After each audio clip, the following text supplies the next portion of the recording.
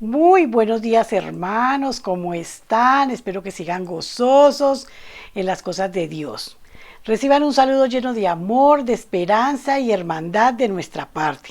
A todos los que ahora mismo están conectados con nosotros, al igual los que nos verán y escucharán más adelante. Hoy la pregunta es, ¿quieres un matrimonio feliz? La Biblia nos enseña en Efesios 5 del 21 al 27. Someteos unos a otros en el temor de Dios. Las casadas estén sujetas a sus propios maridos como al Señor, porque el marido es cabeza de la mujer, así como Cristo es cabeza de la iglesia, la cual es su cuerpo, y Él es su Salvador.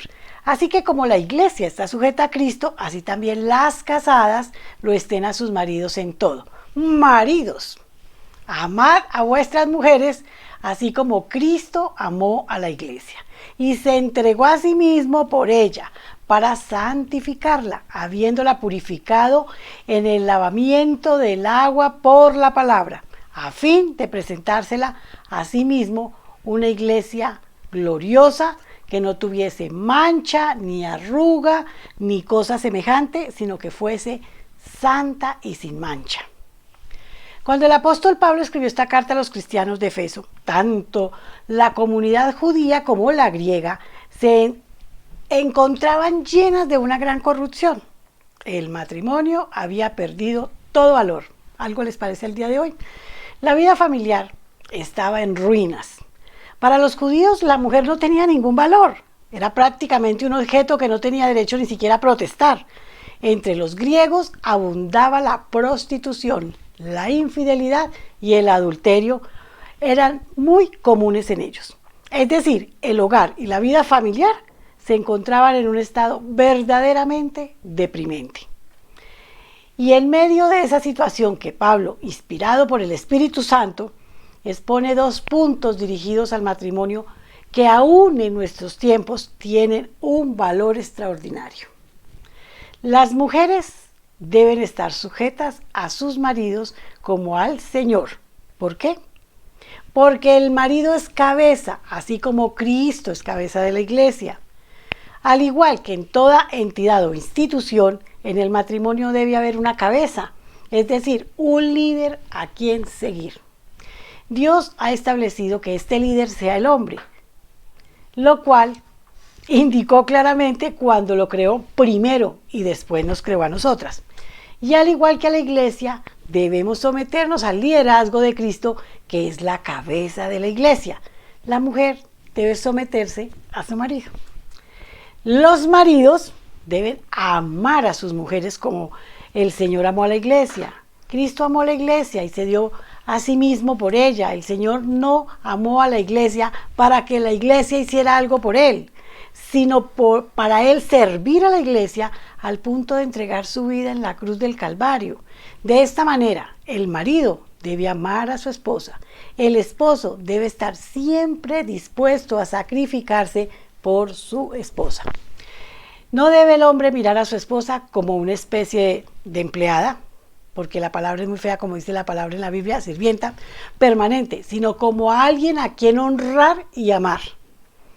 Como pueden ver, todo gira alrededor del amor.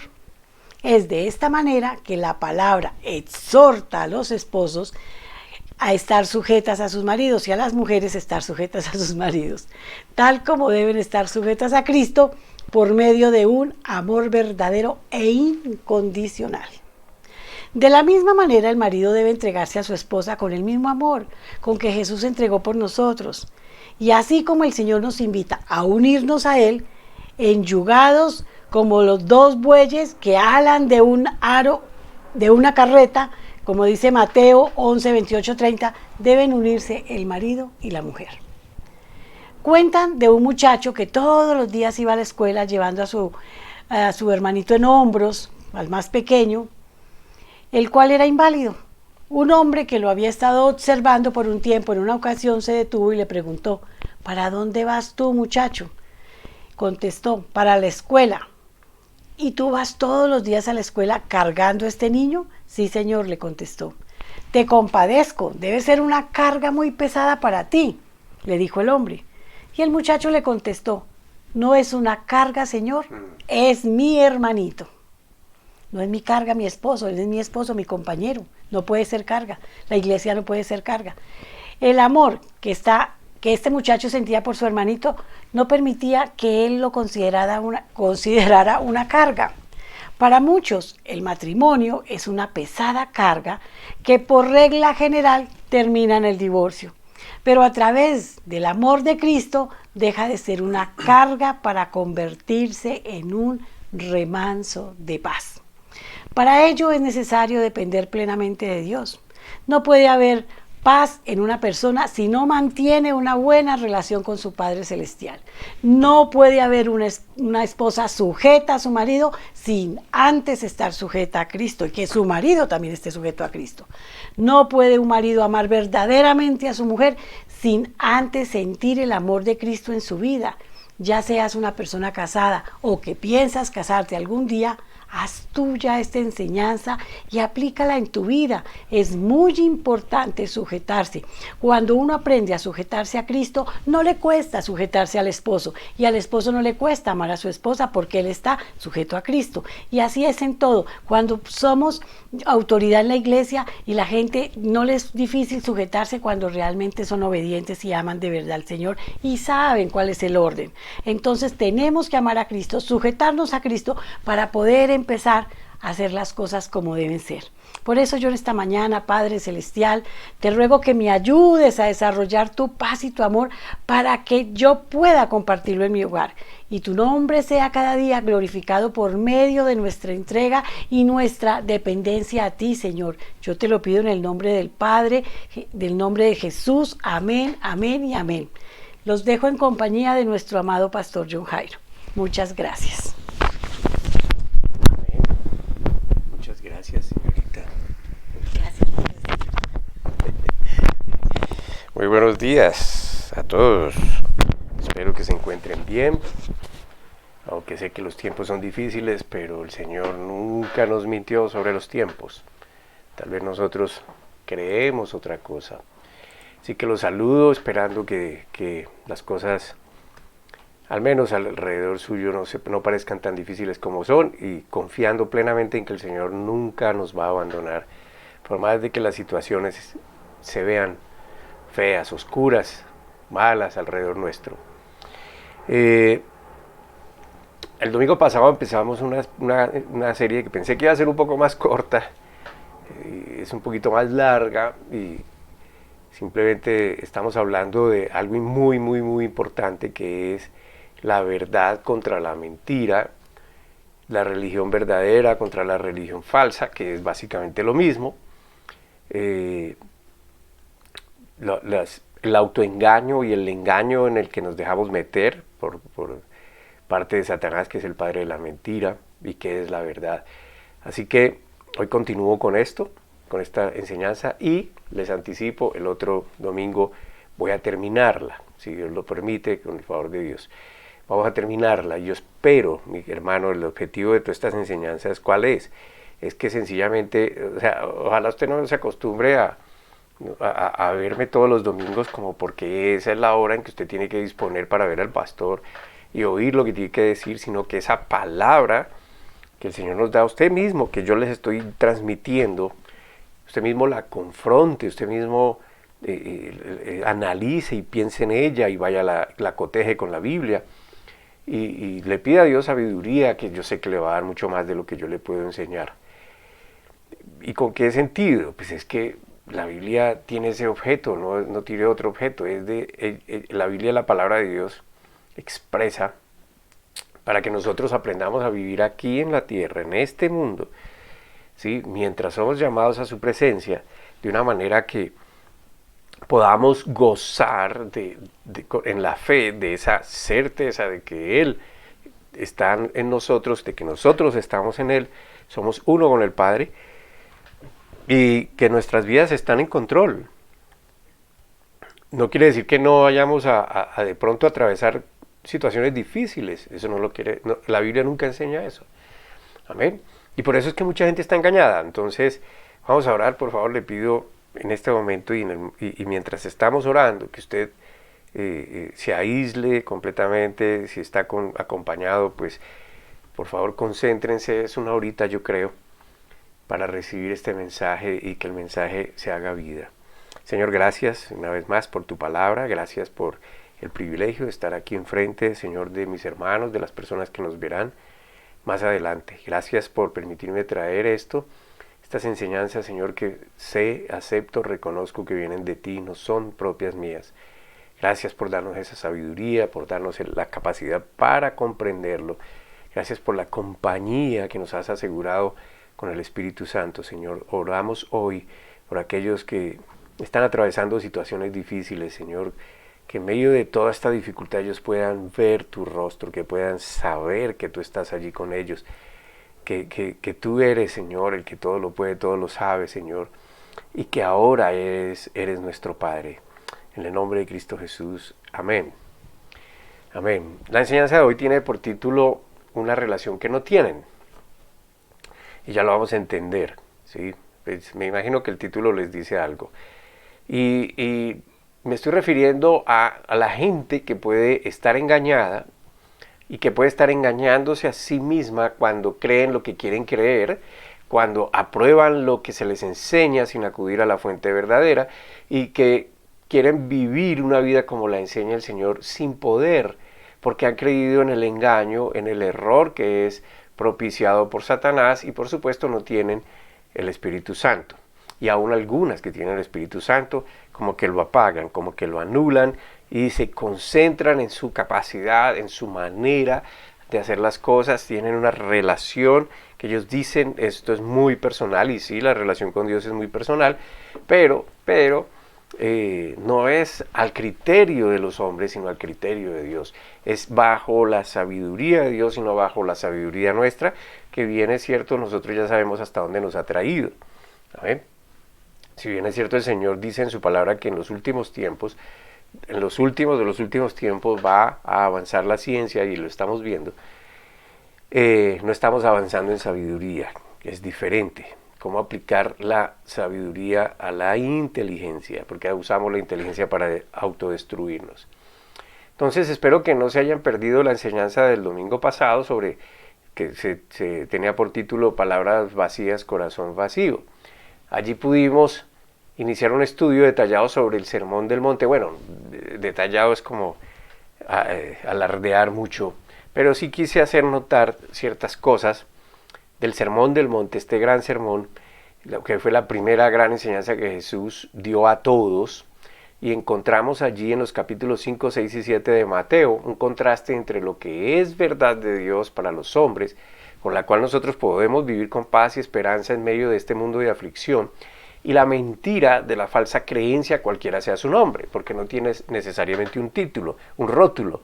Por supuesto no se trata de identificar el nombre, sino de identificar la falsa enseñanza, venga de donde venga, con el nombre que le quieran poner. ¿Amén? Bajo el título de la religión que le quieran colocar. Entonces de eso se trata. Ahora, no está tan directamente visible, usted tiene que leer esto con una mente abierta y darse cuenta de la moral de Dios, lo cual transmite Jesús aquí en este sermón. ¿Sí? Y compárelo con lo que se vive en el mundo, con lo que el mundo tiene como principios, como verdades, como derechos, amén, lo cual es atribuido a la voluntad que tenemos, porque podemos decidir, no necesariamente lo que se dice, se cree, se hace, se impone, es la verdad de Dios.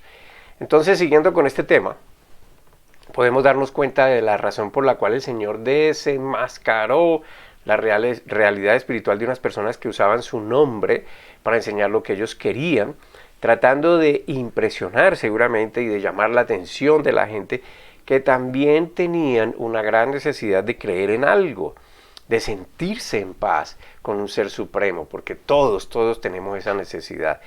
Hay cierta inquietud en nuestro interior que no lo calma nada terrenal, amén, pero que estas personas no han podido alcanzar con su propio esfuerzo. Muchos de los que hoy actualmente, las personas actualmente buscan esto de una u otra manera. El problema es que no son conscientes de ello y por eso se desbordan en muchas cosas. Hoy muchos, inclusive, estoy hablando inclusive de gente que se dice a sí misma cristiana. Hoy muchos están alejándose a buscar soluciones espirituales en muchas prácticas que están surgiendo, ¿sí? Hay mucha filosofía por allí, mucha teoría, mucha cosa que ronda, y la gente corre para allí, corre para allá y corre para allá, y usted los ve, y son capaces de gastar mucho dinero en esto, creyendo que esto les va a traer lo que solamente Dios puede darles, ¿amén? A través de su espíritu. Entonces la gente quiere ver resultados que le alivien esa inconformidad interior, ese vacío, ¿sí? Pero el problema es que lo quieren fácil. Usted solo piense como, estamos tan acostumbrados a la inmediatez, ¿sí? Es como si estuvieran acudiendo a una máquina dispensadora de deseos. Entonces yo quiero esto, yo quiero esto, yo quiero esto, yo quiero esto, meten la platica, ¡pum!, sale. Ya tuve lo que quería. Pero así no es.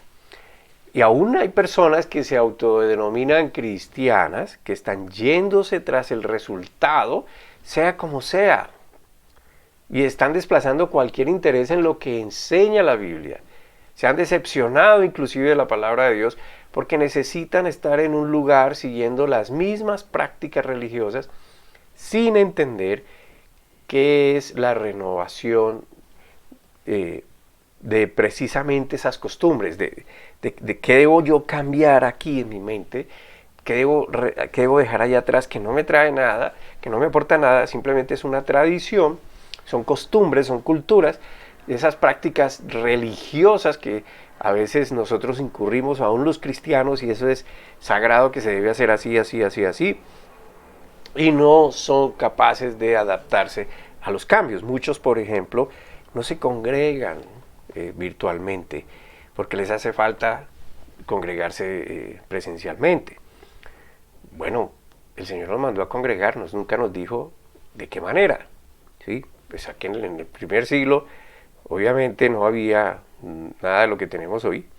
La gente tenía que ir, desplazarse y estar en un lugar. Pero hoy tenemos alternativas y son alternativas válidas en medio de las circunstancias que estamos viviendo. Ahora que nos toca aprender a vivir con esto, de acuerdo, ¿sí?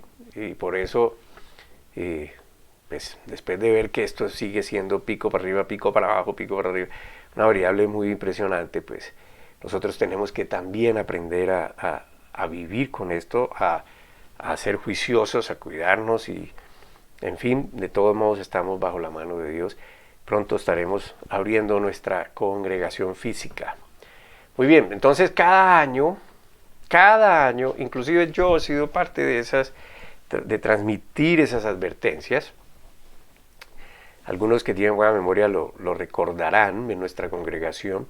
Cada año yo les he dicho, casi siempre en enero, una vez que empezamos el año, les digo, este año va a ser mucho más difícil que el anterior, en todos los aspectos, aun cuando hay cosas que se van a desarrollar y van a avanzar, ¿sí? Pero la Biblia es clara, hermano, y esto no va a dejar de pasar simplemente porque uno lo desee. El Señor lo dijo, y lo dijo en su omnisciencia, ¿sí? Y lo dijo porque el hombre cada vez más se aleja de Dios y desarrolla cada vez más cosas perversas, ¿sí? Que llevan a la humanidad en sentido muy, muy opuesto a la moral de Dios. Entonces cada año viene la advertencia sobre el avance de las dificultades en el mundo, la economía, el clima, la inmoralidad, las leyes, la imposición de los poderosos sobre los pobres, sobre los más menos poderosos, en fin. Y por mucho que nosotros queramos anticiparnos, siempre algo más nos sorprenderá. Muchos de los negocios hoy quebrados es porque ellos jamás pensaron que pudiera haber una pandemia que los obligara a suspender sus labores y no tenían cómo sustentar esos meses. No habían, si bien es cierto, movían su dinero y había inversión y de todo, no tenían una reserva donde pudieran acudir fácilmente. Algunos confiaron en sus propiedades y no han podido salir de ellas para solucionar sus problemas. En fin, algunos confiaron más en sus capacidades intelectuales, pero entonces no hay cómo contratar a una persona que demande un sueldo que le equivalga a su preparación. En fin, nadie pudo, muy pocos tal vez, los más organizados, han podido sostenerse. Entonces el reto a la fe se convierte en algo inmenso, porque es que no somos ajenos, mientras estemos en este cuerpo, aún nos digamos cristianos y tengamos una fe inmensa en el Señor, no somos ajenos a que no percibamos esas ansiedades, esos afanes, esas preocupaciones que se derivan de todo, ¿sí? Nosotros no somos ajenos a esto. Ahora, cuando usted logra poner por encima de todo esto su fe en el Señor y descansar en Él, pues lo está haciendo bien, pero la mayoría no lo hace. Entonces ese reto a la fe se convierte en algo supremamente grande, porque lamentablemente la gente solo quiere creer que la fe es sinónimo de riquezas de este mundo, de perfección en la salud y de larga vida en este mundo, más cerca cada vez más cerca de estar próximo a la renovación de todo por el Señor. Que obviamente ahí allá hay un proceso, ¿sí? Y el proceso, el Señor lo anunció, van a tener aflicción. Van a tener aflicción. Y cada vez se va a aumentar la aflicción, ¿ok? El que niegue eso, pues sencillamente no quiere ver lo que pasa, no necesariamente tiene que conocer la Biblia, pero no es sino observar y mirar y hacer una reflexión sobre años anteriores y leer la historia y darse cuenta, cada vez es peor. Entonces, en el tiempo del Señor Jesús, muchos vieron su actuar poderoso cuando sanaba enfermos, cuando liberaba endemoniados, perdonaba pecados, enseñaba amor liberador, hacía multiplicar la comida, detenía la furia de los vientos y de los mares, en fin, hacía unas cosas impresionantes, era un hombre manso, un hombre sabio, un hombre que seguramente atraía a las personas por su carisma, ¿sí? Y muchos creyeron en esas manifestaciones y se fueron detrás del hombre que hacía grandes prodigios y milagros, ¿sí? Y esto es un grupo de personas, que es la gran mayoría, y otros como los apóstoles que en parte creyeron así inicialmente, pero que luego tuvieron la convicción porque recibieron el poder del Espíritu Santo y que escribieron gran parte del Nuevo Testamento, creyeron a sus palabras. Claro, para ellos las palabras de su Señor, y obviamente el Señor tuvo que resucitar y enseñarles y mostrárseles y comprobarles, porque la incredulidad del hombre es tremenda. Y cuando estos hombres pudieron observar a Jesús, a Jesucristo, y pudieron comprobar que era Él, las palabras de Él se hicieron vida en ellos, adquirieron esa convicción y ese poder que les trajo el Espíritu Santo, esas enseñanzas las tuvieron presentes durante el resto de su vida, y aun cuando se pudieron haber equivocado algunas veces en su actuar, para ellos primó el aplicar lo que aprendieron de su Señor. Entonces la diferencia entre ellos, entre estos dos o tres grupos, podríamos clasificarlo básicamente en dos grupos: los que toman la enseñanza, la apropian, la viven, le creyeron profundamente al Señor, ¿sí? Y entonces creen que cada palabra es verdad y cada palabra tiene un sentido y tiene un efecto en ellos, y son los otros que están detrás de lo que pueda suceder en beneficio de ellos. Amén. Pudiéramos clasificar entonces estos dos grupos. Y tal vez en la tierra, cada uno de esos grupos encontró quien los escuchara y siguiera, al igual que aquellos que siguieron en la práctica de sus rituales religiosos. Entonces, algunos estaban simplemente sin religión, simplemente eran mundanos, como lo dice la palabra, y vivían, seguían a uno, seguían al otro, copiaban cosas, vivían como les parecía. Otros estaban inmersos en la religión, y está el grupo de aquellos que realmente recibieron la palabra y se dedicaron a vivir como el Señor les enseñó. Y claro, ellos tuvieron una misión muy importante, estoy hablando de los apóstoles, que era transmitir, replicar esa palabra y enseñársela a todo el mundo. Y lo hicieron muy bien, porque hasta el día de hoy nosotros lo estamos haciendo, estamos estudiando lo que ellos hicieron. Entonces, la pregunta que surge aquí es: ¿todo es válido mientras tengan algo de esperanza? ¿Es aceptado todo por el Creador mientras la gente haga el bien? No importa cómo, de todos modos, ¿seremos todos acogidos por Dios? Y para responder estas preguntas, y ojalá usted sea bien inquieto, las apunte y luego usted mismo las responda, ¿sí? pero las confronte, no con su verdad, sino con la verdad de Dios. Y yo las voy a responder en lo que yo he creído y lo que el Señor me enseña. Y vamos a la Escritura para que ella nos responda, siguiendo la enseñanza de hace 8 días, en donde estábamos ubicados, que era el Sermón del Monte. Como les dije, están en Mateo capítulo 5, 6 y 7. Y hoy vamos a iniciar en Mateo capítulo 7, versículos 21 al 23. Versículos 21 al 23. Recuerden que estábamos hablando de 2 factores en los cuales la gente se apoya mucho. Uno es en la profesión verbal y otra es en la comprensión intelectual, en el conocimiento intelectual de las cosas. ¿Amén? Y esta parte, específicamente, es esa parte que habla de las dos, pero haciendo énfasis más que todo en la parte intelectual. Hay gente que conoce, sabe, domina la Biblia y la enseña de una manera equivocada, ¿amén? Porque la sacan de contexto. Ahora mírenlo como dice el Señor. Vamos a empezar, es 21 al 23. Mateo 7, 21 al 23. Y dice el Señor: no todo el que me dice Señor, Señor, entrará en el reino de los cielos, sino el que hace la voluntad de mi Padre que está en el cielo. Perdón. Esto, si pudiéramos aquí tener horas, como lo hacía Pablo, que predicaba 4 y 5 horas, yo no tengo esa capacidad, pero a veces me gustaría tenerla y poderme extender, y yo sé que, bueno, la gente no está para esto. Aquí podríamos en este solo versículo extraer una gran enseñanza. No todo el que me dice Señor, Señor. Y Pablo está usando términos, escuche bien, y Jesús están usando términos del primer siglo, ¿sí? Usted tiene que retroceder al primer siglo. En ese entonces había la esclavitud. ¿Y el Señor quién era? El amo. ¿Y quién le dice al amo Señor? El esclavo. ¿Sí? ¿Y el esclavo quién es? Un ser viviente a quien le suprimen todos sus deseos, toda su voluntad. Su voluntad pertenece a su Señor. Es una gran característica. ¿Sí? Entonces el Señor aquí está hablando en esos términos, dice: no todo el que me dice Señor, Señor, o sea, no todo el que cree que yo soy su Señor, no todo el que me dice que yo soy su Señor, ¿sí?, va a entrar en el reino de los cielos, sino ¿quién? Entonces no es solo de profesar verbalmente, sino el que hace la voluntad de mi Padre que está en el cielo. ¿Y cómo saber la voluntad del Padre? La Biblia está escrita. ¿Amén? Entonces no es solo oír, no es solo decir, no es solo en saberla, ¿sí?, un conocimiento intelectual, sino que hacer como Él dice. 22. Muchos me dirán en aquel día, y tengo que hacer el paréntesis, ¿cuál día?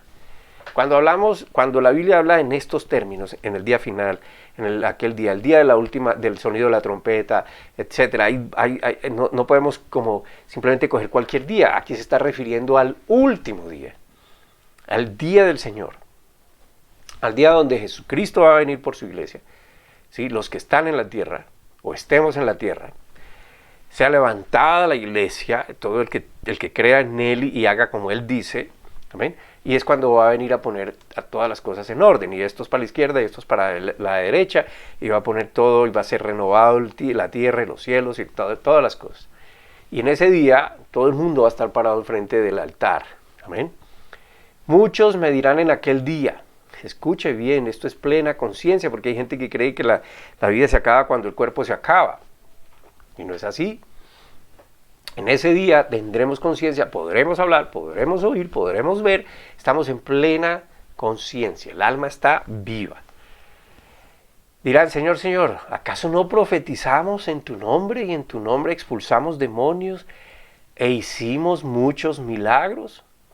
Tenían capacidad de hacer cosas, de decir cosas, se lograban las cosas. 23. Entonces les diré claramente: jamás los conocí, aléjense de mí, hacedores de maldad. ¿Cómo es que Jesús le dice a una persona que expulsa demonios, que hace milagros, que profetiza, que es un hacedor de maldad? ¡Wow! Esto es para ponernos a pensar, y ojalá usted sea de los que quiere resolver inquietudes y no de que las deje en el aire. ¿Amén? Y de que el pastor se las responda a todas, aunque yo estoy dispuesto a responderle.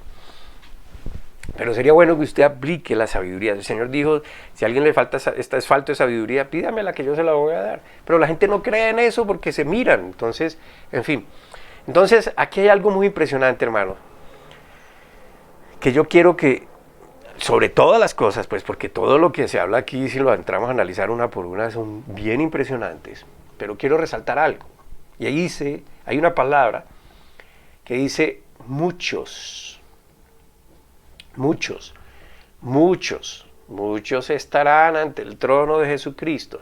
O sea, yo sé que cuando habla de muchos no habla de todos, pero todos vamos a estar allí. ¿Pero por qué habla de muchos? Porque van a ser los muchos los que no han creído en Jesucristo. Y los pocos, a estos el Señor no los va a llamar a cuentas, aunque algunos dicen que sí. Pero yo leo Apocalipsis y ahí enseña los libros y los otros libros, y el que esté escrito, su nombre esté escrito en el libro de la vida, simplemente fue justificado por Jesucristo. ¿Amén? Entonces muchos de los que también habla, por ejemplo, aquí en el versículo 13, si usted se vuelve un poquitico, dicen, entren por la puerta estrecha, porque es ancha la puerta y espacioso el camino que conduce a la destrucción, y muchos entrarán por ella. ¿Por cuál? Por el que conduce a la destrucción. Muchos entrarán en el camino de la destrucción, muchos caminan por el camino de la destrucción, y muchos se aparecen al final del camino de la destrucción. ¿Y qué es lo que dicen al final? Señor, Señor, hicimos todo esto en tu nombre. ¿Y qué van a escuchar? Nunca os conocí. ¡Wow! Nunca os conocí. Gente que está convencida de que sus obras, sus hechos, y fíjense que son espectaculares porque hacen milagros, expulsan demonios, pero no conocieron a Jesús ni Jesús los conoció a ellos. Entonces no se trata de obras, no se trata de capacidades, no se trata de inteligencia, no se trata de virtud de palabra. Nunca os conocí. Yo creo que nadie quiere oír de Jesucristo. Bueno, obviamente algunos no creen en Jesucristo, pues simplemente dicen, eso no existe, eso no va a pasar, ¿sí? Pero la otra cosa es la realidad, amén. Nosotros somos muy limitados en nuestra mente, y somos limitados porque somos incrédulos. Pero la Biblia enseña, el Señor enseña que todos nos presentaremos ante Dios, y ese día conoceremos todas las cosas como son. Y miren, ni siquiera los más incrédulos van a querer oír eso, porque en ese momento no hay otra alternativa para nadie. Y como les dije, hay plena conciencia, ¿sí? Y la gente va a querer justificarse. Pero el hecho de que allí todos entenderemos nuestra vida y la vida que Dios hizo y el engaño de Satanás, nadie va a poder excusarse. Es el momento definitivo en cada persona, y en que cada persona va a conocer su destino final, pero entendiendo la razón del por qué, sin que nadie se lo explique, lo va a entender plenamente. Amén. Entonces será lo más aterrador para aquel que ha confiado más en su sabiduría que en la enseñanza de Dios. Más aterradora de todas las posibilidades que usted esté así de cerca para llegar allá y usted esté perdido y se dé cuenta que ha estado perdido. Pocos, por otro lado, encuentran el camino angosto. Muchos son como las vírgenes de Mateo 25. Vaya a leer la escritura, capítulo 25 de Mateo. 10 vírgenes, esperando que llegue el novio. Y cuando él vino, 5 no estaban preparadas y las otras 5 sí. Las que no estaban preparadas no tenían aceite en sus lámparas, pensaban que estaban seguras, eran parte del cortejo de la boda, fueron seleccionadas para estar ahí. El día del juicio para ellas fue una sorpresa terrible. Y creo que mucha gente que dice creer en Jesucristo y sus enseñanzas, que asisten a las congregaciones cristianas, se encuentran en la categoría de los muchos. Lo dice la palabra. Y por eso me gustaría plantear la siguiente pregunta. ¿Qué es lo que lleva a la gente al engaño de pensar que son cristianos, que son salvos, que tienen una relación verdadera con Dios, cuando no la tienen. Y yo quisiera como mostrarle algunas de estas, ¿amén? Algunas de esas cosas en las que ellos creen. Y el final de esto, o el objetivo de esto es que cada uno de nosotros nos examinemos. Entonces podemos decir, por ejemplo, en primer lugar, un sentido falso de certeza. Una certeza que se tiene que es falsa, ¿sí? Que en un momento dado se desvanece. Y lo que quiero decir con eso es que la gente basa su certeza de que son cristianos porque de pronto hicieron una oración o porque se sintieron emocionados cuando alguien les habló acerca de Cristo. Tal vez alguien vio una película acerca de Jesús y se sintió emocional, sentimental por la manera en la que él fue tratado. Y le dijeron en ese momento que si tan solo dice unas palabras, repiten una oración, le piden a Jesús que venga a sus vidas. Si han hecho eso, entonces es una persona creyente, salva. Y a alguien con buena intención de pronto le puede decir que si ha repetido esas palabras, entonces nacerá de nuevo y tendrá la garantía de que Jesús lo va a llamar a su presencia y no a otra presencia. A muchos de pronto se les dice algo así de simple y alguna persona bien intencionada le asegura que así es, o sea, le confirma lo que acaba de hacer y muchos creen que eso es el cristianismo. Luego de pronto le insisten en que debe congregarse, que debe dar dinero, porque eso sí es esencial, y participar de toda actividad en la congregación. Porque así es que debe de ser. Y la gente cree en eso. ¿Sí? Y hacen eso.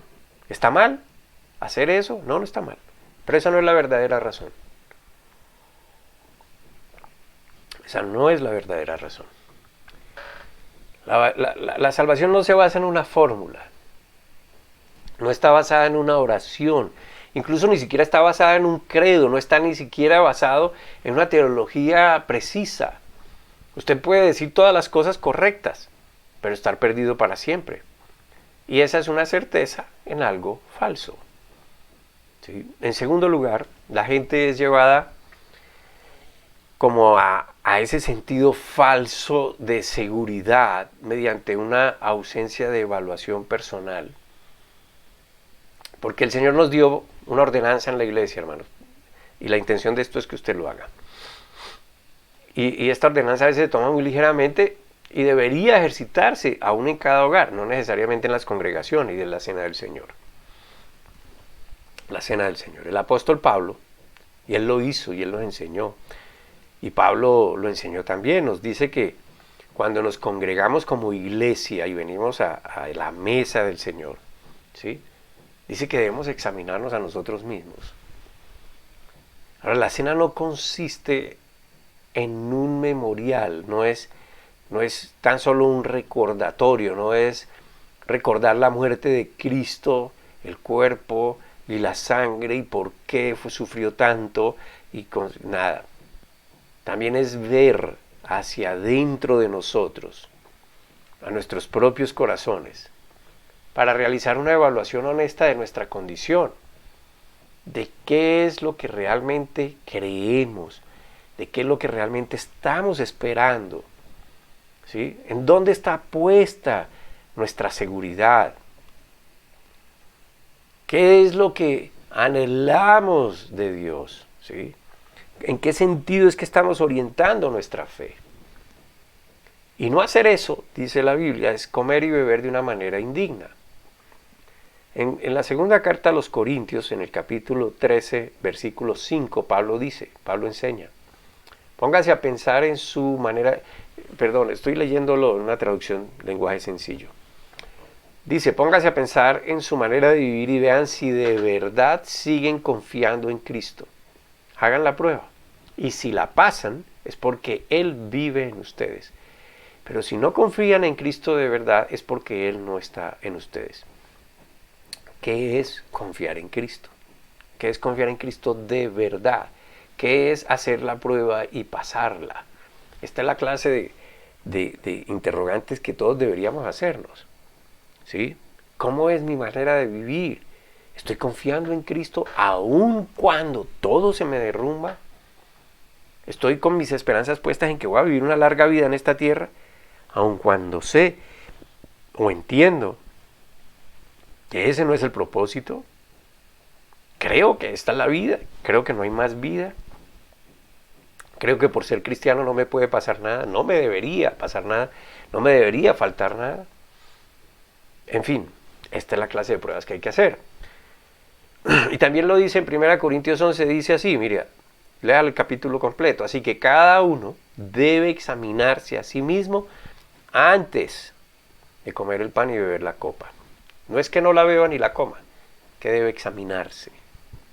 ¿Sí? No pensemos en la evaluación personal así.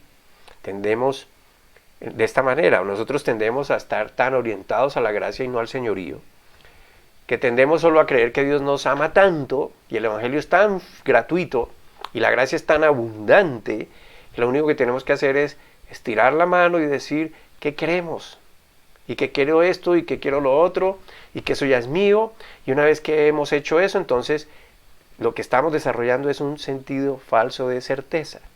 ¿Sí? Porque eso también nos lo enseñan. Como Él es el dueño de todas las cosas, yo soy su hijo, a mí me pertenece todo. Pero ¿qué es lo que me pertenece? ¿Qué es lo que Él me quiere dar? Le aseguro que no es nada que esté en este mundo, aunque Él nos da lo que necesitamos para vivir. Entonces no se trata de mirar adentro para buscar ser acepto por Dios, ante Dios. No es esa clase de evaluación que se hace porque hasta podríamos nosotros seguir autoengañándonos, ¿sí? Conforme usted se examina a sí mismo, usted está buscando esto. ¿Cuáles son mis deseos? ¿Qué es lo que a mí me gusta? ¿Cuáles son mis anhelos? ¿Cuáles son mis motivos? ¿Cuáles son mis objetivos? ¿Sí? ¿Qué es lo que espero? Ahora, si en la respuesta a todas estas preguntas, todas sus respuestas son piadosas, es decir, no están concentradas en su propio anhelo, en su avaricia, en su lujuria, ¿sí? Entonces, es la obra del Espíritu Santo. Si son mundanos y pecaminosos, sin importar lo que usted diga, o sea, lo que usted confiese, pero cuando usted se analiza encuentra cosas como estas, no importa lo que alguien piense de usted, si la evaluación personal revela un corazón que desea el pecado, que ama al mundo, lo que el mundo mueve, a lo que el mundo conduce, que está motivado por el deseo personal, no importa cuál sea su apego al cristianismo, no importa qué oración haya usted repetido, usted no ha renovado su entender, no está aprendiendo a vivir una vida diferente y puede estar saliéndose del camino angosto para entrar al camino ancho. Y recuerde que el Señor dijo, ese es peligroso. Otro gran error es una fijación en la actividad religiosa, muy común en el cristianismo sobre todo.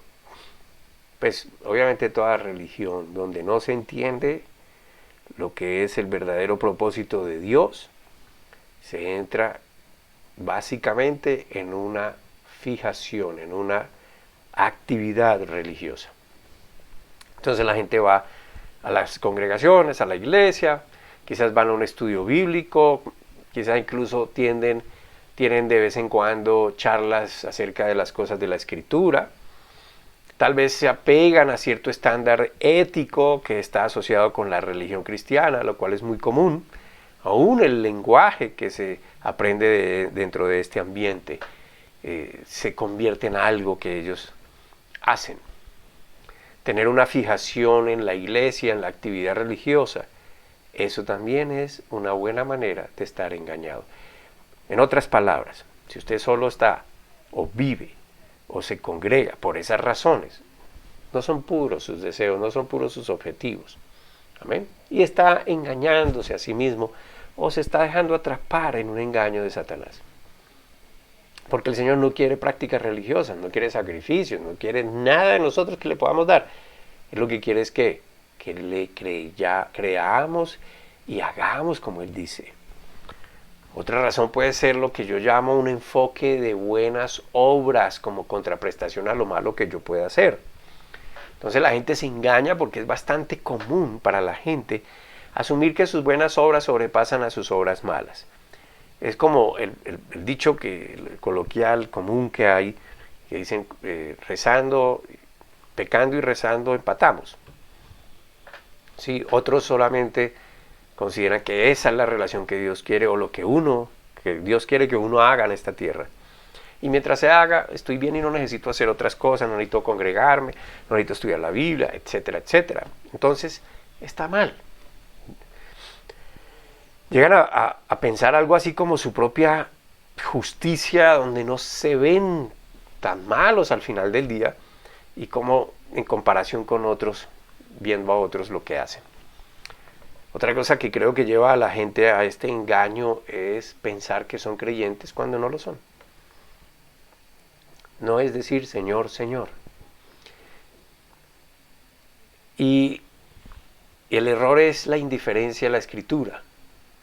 Para ellos no es importante leer la Escritura, menos estudiarla, menos escuchar al pastor Canzón que dura horas ahí hablando.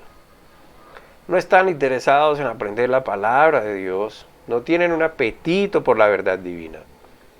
Podrían tener una Biblia, pero realmente no la leen, no necesitan leerla, no se ven atraídos a ella, no es su pan, no es el alimento de su alma, no la sienten necesaria, porque su justicia es la apropiada. Y debido a que hay indiferencia a la Escritura, hay ignorancia acerca de la Escritura. Y eso resulta en su propia creencia en acción por encima de la que Dios enseña. Aquí es donde las personas tienden o tienen,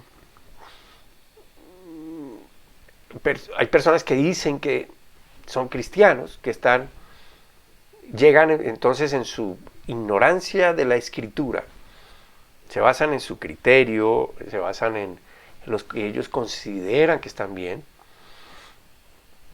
y llegan a afirmar, por ejemplo, lo que hace todos estos del grupo LGBTQ y no sé qué cosas.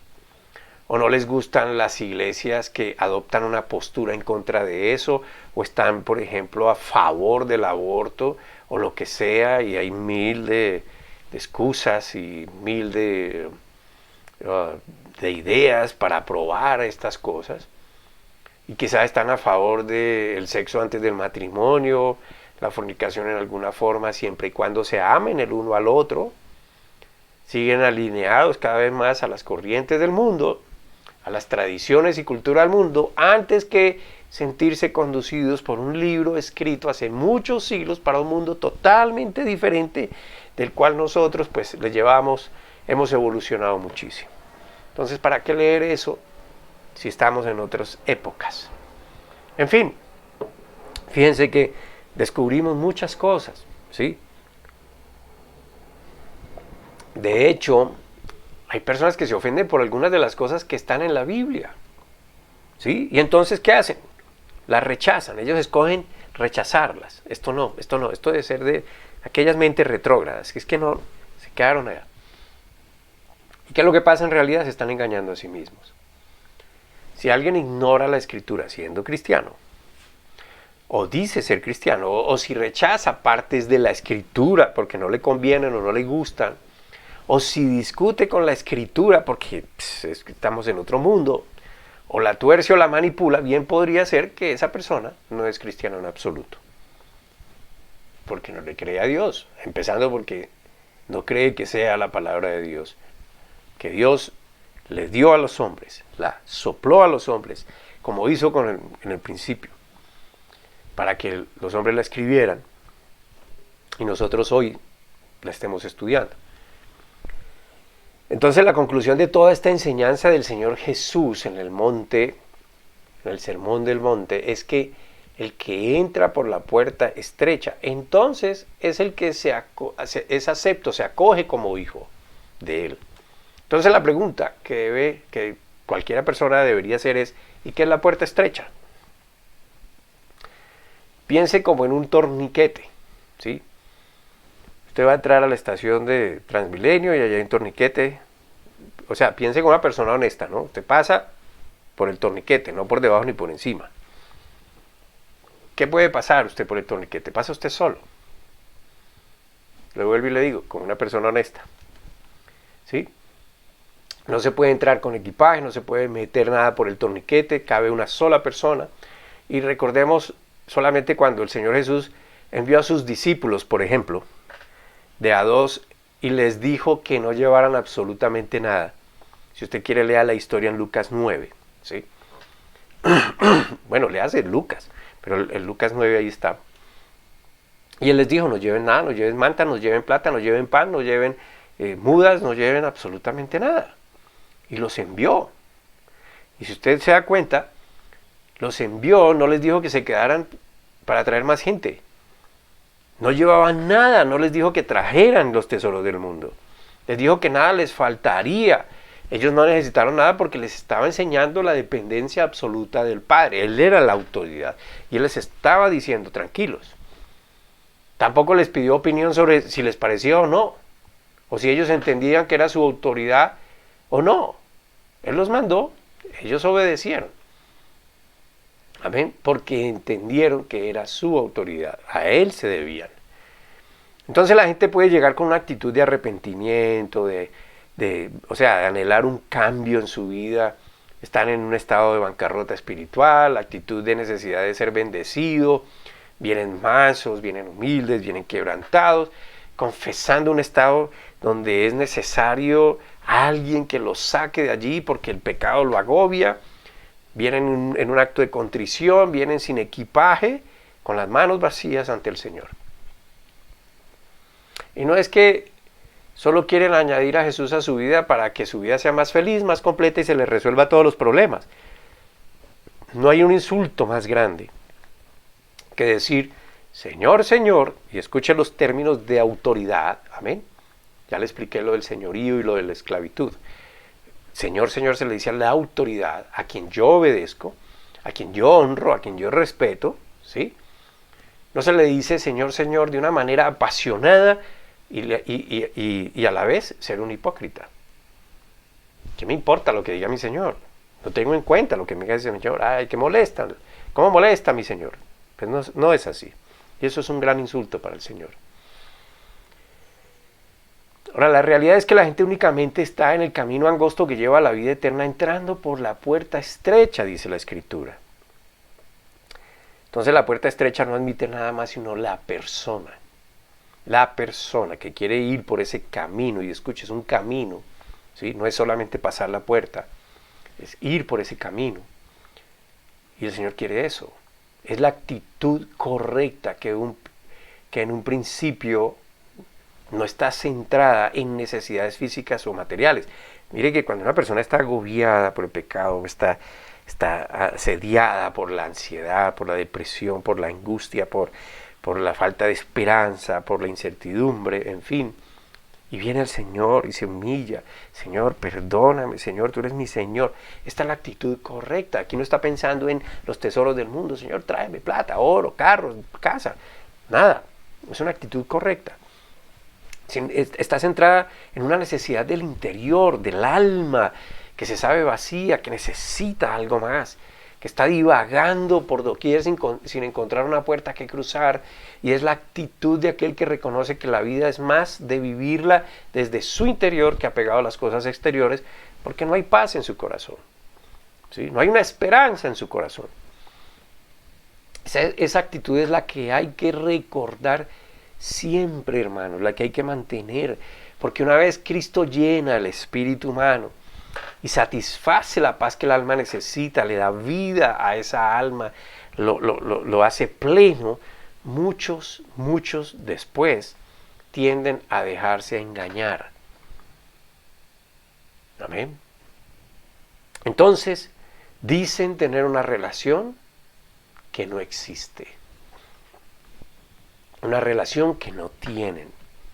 Una relación como el esposo adúltero, que dice, tengo una esposa a quien amo, porque allá adelante todo el mundo le dijo, te prometo y quiero y esto y lo otro, pero están mirando otras. Esa es una relación que no existe, que no tiene un compromiso, una entrega total. ¿Amén? Y de eso es lo que yo quiero hablarle la semana entrante. Por ahora solo le pido que haga su propio examen. No permita que nadie le asegure nada, que nadie le diga sobre lo que usted mismo debe concluir, porque solo usted y Dios conocen su propio corazón. ¿Qué es lo que cree? ¿Qué es lo que usted espera del Señor? ¿Qué es lo que debe sacar de su carácter para permitir que se forme en usted el carácter de Jesús? ¿Por qué dice que Jesús es su Señor? ¿Hasta dónde está usted sujeto a su Señor? ¿Qué clase de relación tiene con Él? ¿Tiene relación con Jesús? En fin, son interrogantes. Y como siempre yo oro para que todos podamos llegar al pleno entendimiento de lo que creemos. Y ese entendimiento de lo que creemos no es solamente entender la gramática, el español, ¿sí?, sino que sustraemos la esencia de la enseñanza, lo traemos al pleno conocimiento, la plena vivencia, y es de lo que escuchamos de Dios, y podamos juntos levantar nuestros brazos en una alabanza sincera, genuina, que salga de un alma que va siendo transformada, de un alma que ha sido liberada y va creciendo en esa vida que es en relación con Dios. Y escuche, yo no le estoy hablando de que las circunstancias alrededor suyo van a desaparecer. Eso no va a pasar. ¿Sí? Eso no va a pasar. Lo que sí va a pasar es que en medio de esas circunstancias usted va a tener una seguridad, va a tener una paz, que aunque sepa que pierde su vida, usted estará en presencia del Dios eterno y no en otro lugar. Amén. Entonces la semana entrante seguimos. Mientras tanto, bueno, la información de siempre. Aquí está nuestra dirección. Escríbanos para cualquier inquietud. Si quiere congregarse con nosotros, pues aquí también le vamos a decir dónde y a partir de cuándo. Aunque pues trataremos de hacerle llegar a todo el mundo la información. Y otra información importante que yo espero que usted entienda y sepa por qué hace lo que quiere hacer en este aspecto. Gracias, Padre mío, Señor, porque tu palabra es expuesta, Señor, es enseñada. Tú nos la has revelado. Señor, y ayúdanos a entender a nosotros, a cada uno de nosotros, ¿por qué decimos que creemos en ti?